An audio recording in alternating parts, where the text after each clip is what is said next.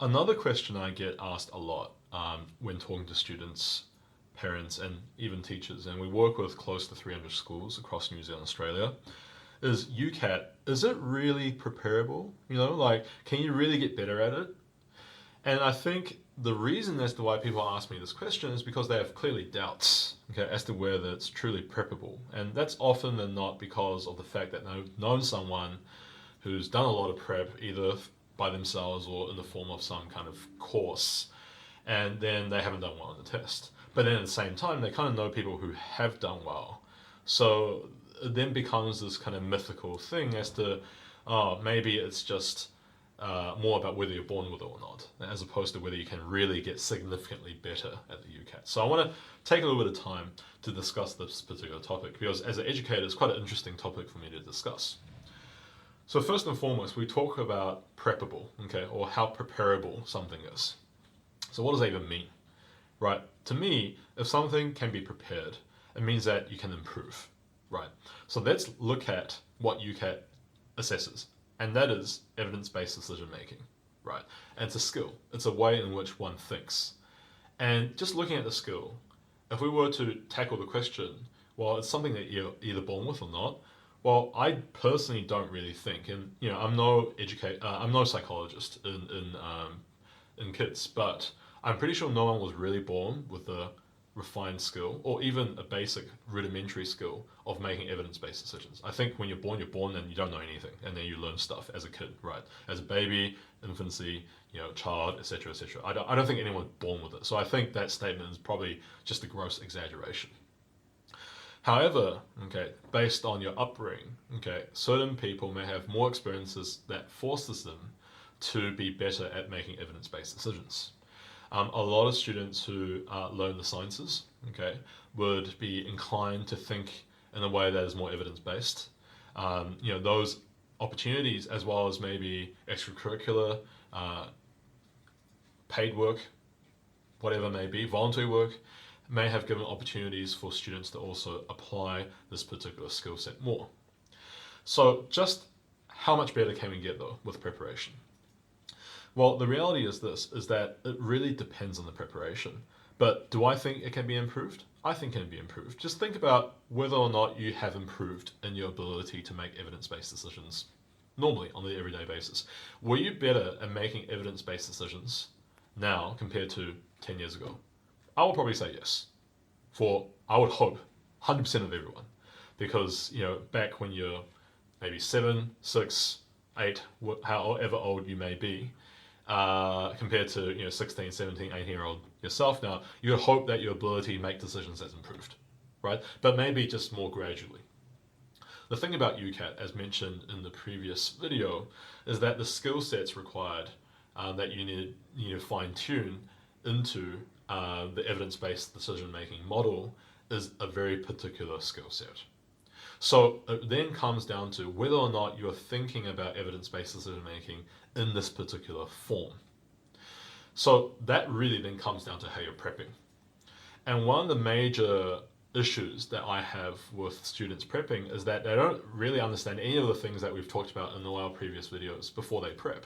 And as a result, they prep by what they've considered to be the most successful method of preparation, but for knowledge-based subjects in school. And the problem is, UCAT is not a knowledge-based test. So if you actually prepare for UCAT in the same way as you do for school subjects, you're going to do very poorly. Okay, and not only that, waste a lot of time. So when we're looking at preppability, I definitely think certain people have certain predispositions or certain inherent characteristics that allows them to find certain sections of the UCAT easier than others, and likewise some other sections more difficult than others. I haven't met yet a student who is able to just do all of them perfectly well and get 99 percentile instantly. That's because of the uniqueness of the actual techniques. But what you really need to do, okay, to prepare well, is to start off by actually realizing what this unique evidence-based decision-making process looks like for each of the UCAT type questions in each of the 5 sections. And from what we discovered in last year's exam in 2019, so we did a lot of research on this, is that there are around 13 to 14 question types across the 5 sections. So after realizing that there are 14, 13 different types of questions, you have to have unique process for each. What most people do is that they're oblivious to that fact and they just go straight into doing questions. And it's like trying to do a math question without actually having been taught any math yet. It's like going back to school, first day of math class, instead of being taught anything, the teacher goes, hey, here you go, here's last year's exam paper, do it. I can guarantee you that if you have no prior knowledge or skill of math for this particular type of topic that you're taught for the first time, then you're not going to be able to do the questions. But people have this weird, thinking that the more is better, the more practice, the better. Well, frankly, if you don't know what you're practicing, what are you even gaining from that practice? What are you gaining from that action? Not much. The only reason as to why practice works in the way of doing questions for math is because you're already taught the method first. And after you teach the method, it's about getting familiar with the method and then reviewing your application of that method to find your weaknesses, like which line you made a mistake on, to then extract that mistake, fix it, and then develop like a version 2.0, right, of your technique. So that when you do another question, you're able to go into it with a more familiar and more refined approach. But you know what? If you don't actually have a technique being taught to you, or you know of one before you actually start doing a question, you get none of those benefits. And that's why a lot of students, are told, by tutors, by organizations, by themselves, okay, by sometimes family members or friends that, you just got to do heaps and heaps and heaps and heaps of questions. And after you reach like maybe 2,000-3,000 questions, which is a lot, by the way, you suddenly start seeing a massive increase in your ability.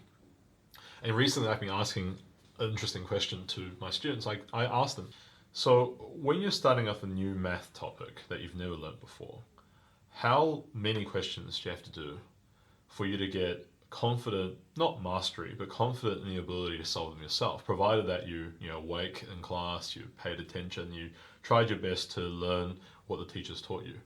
And generally, okay, the number I get is by something like the 15th, maybe possibly the 25th, 30th question, they'll be pretty happy. So 30 is on the higher end, but most people tend to say that around 15 odd questions, after they've kind of learned everything properly, they're quite happy with where they are.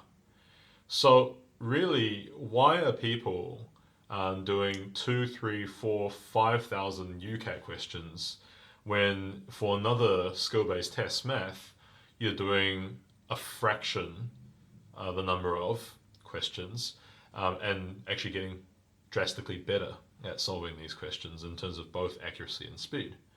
Well, that's just really evidence to show that it's about the approach that you take when you prep. And, with math, and I'm sure you have maybe 10 years experience at least with math, 10, 11 years experience with math, in that the process of being taught, then you're going through a very thorough process of applying the working and then finding personal issues, fixing them up, is well documented, and you're conditioned to do so for math. And that's when, by the next question that you do by yourself, your issues would have been resolved already, thus making it a more efficient process. But for whatever reason, people forget about the fact that UCAT works the same way. Yes, different techniques, but still very much the same process. And as a result, they just spend so much time doing inefficient and often ineffective prep. And I often get students who tell me, hey, Michael, I really need your help. And I go, okay, what's up? And they say, UCAT, I've been spending way more time, effort, energy on UCAT than any other subject, and it's by far the worst one for me. And usually when I ask them, well, what have you been doing? They tell me, I've done, a couple of thousand questions.